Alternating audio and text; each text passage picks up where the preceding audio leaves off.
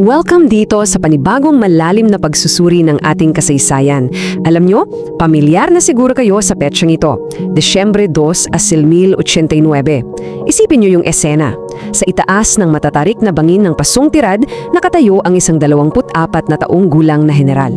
Nakatingin siya sa ibaba, nagmamasid sa pag-akyat ng mga tropang Amerikano. Siya si Gregorio del Pilar o mas kilala natin bilang ang Boy General. Paboritong general ni Emilio Aguinaldo at alam niyang posibleng ito na ang huling laban niya. Ang misyon niya, ipagtanggol ang pasong iyon gamit ang kanilang napakagandang estratehikong posisyon. Pero ang hindi inaasahan, nangyari. Paano nakapasok ang mga kaaway?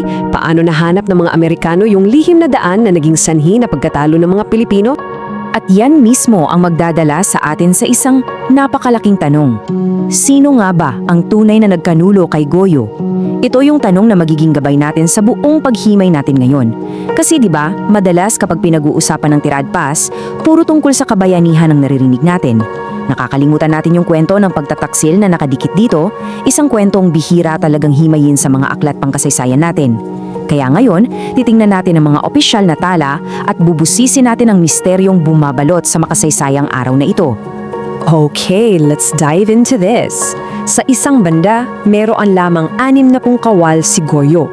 60. Sa kabilang banda naman, may halos 300 sundalong Amerikano sa ilalim ng pamumuno ni Major Peyton March.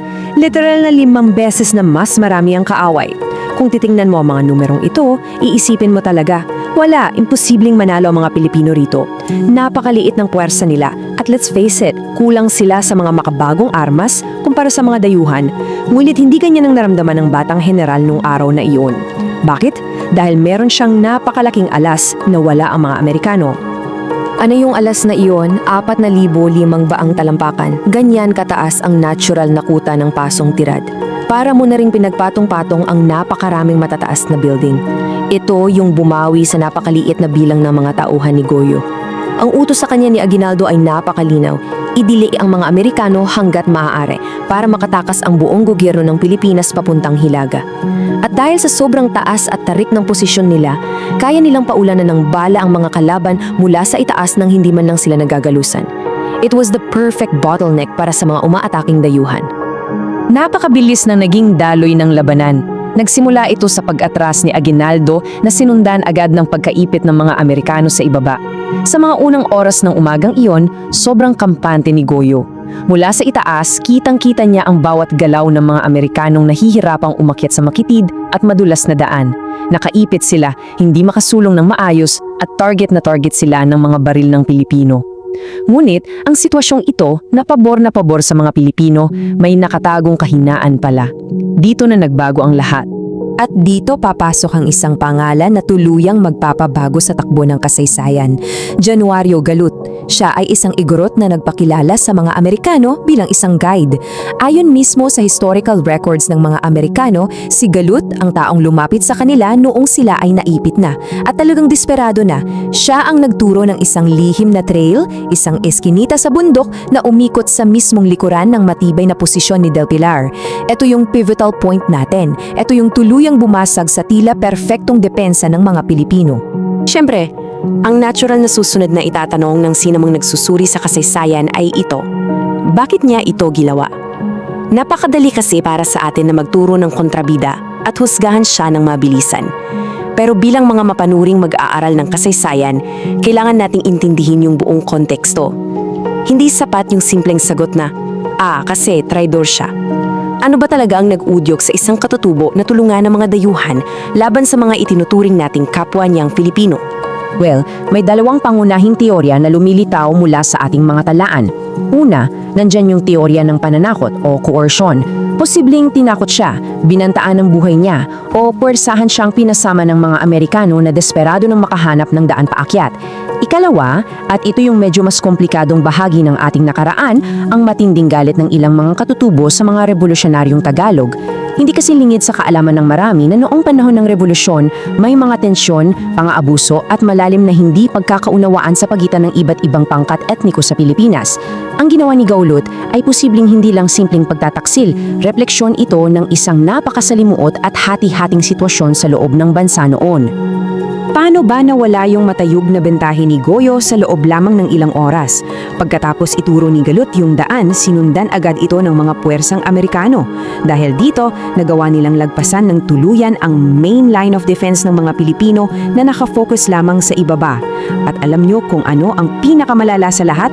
Nakarating sila sa isang pwesto na mas mataas pa kesa sa kinalalagyan ng 60 kawal ni Goyo.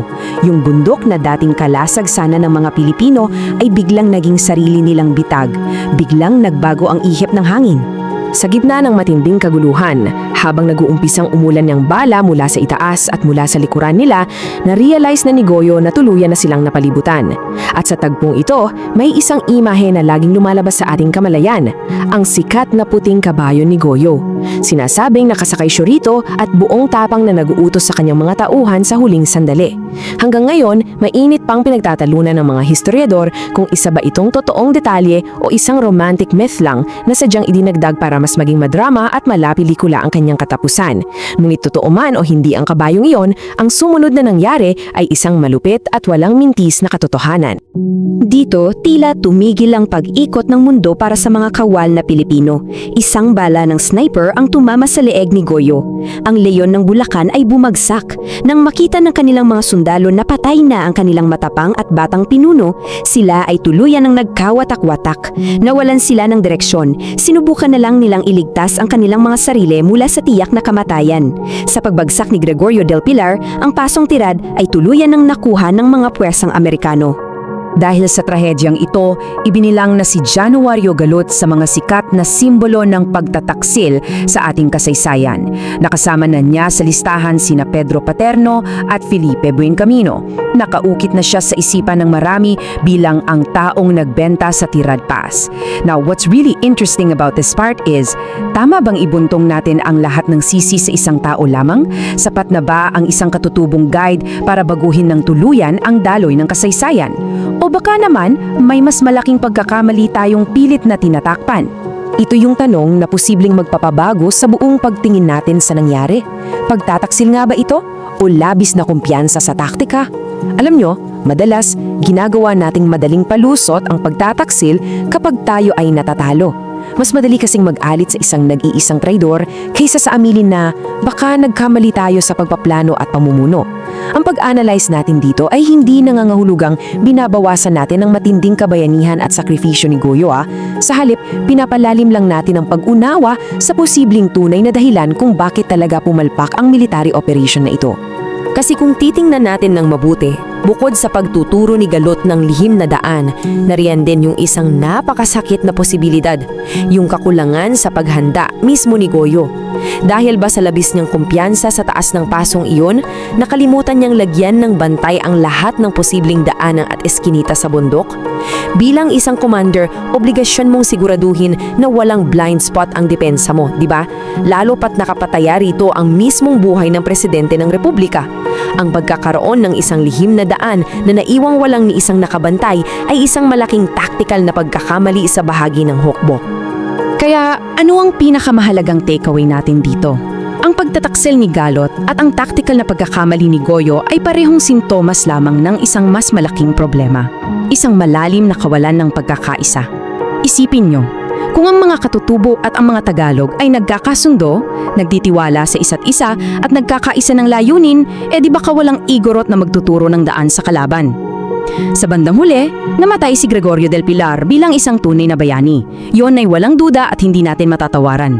Ngunit ang kwento ng pasong tirad ay nagsisilbing paalala na ang pagpapahina sa ating puwersa ay madalas nagmumula sa sarili nating mga kamay.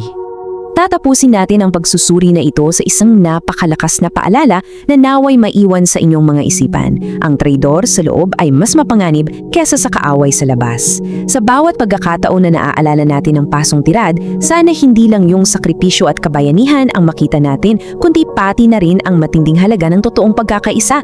Dahil kung tayo mismong mga Pilipino ay magkakalaban, hindi na kailangang pang umakyat ng dayuhang kaaway sa bundok para tayo ay tuluyang pabagsakin. Maraming salamat sa pagsama nyo sa akin ngayon at sa patuloy na pagnanais na matuto mula sa ating nakaraan. Hanggang sa susunod na paghimay. Kung nagustuhan mo ang kwentong ito, huwag kalimutang i-like ang video, mag-subscribe at i-on ang notification bell para sa iba pang alamat at kwentong bayan. I-share mo rin ito para mas marami pang Pilipino ang makaalala ng kagandahan ng ating mga kwento.